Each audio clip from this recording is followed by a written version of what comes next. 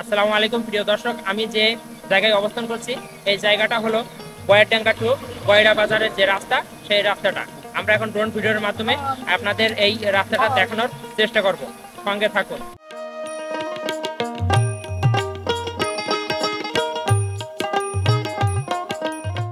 আপনারা কে কোথা থেকে দেখছেন কমেন্ট করতে ভুলবেন না।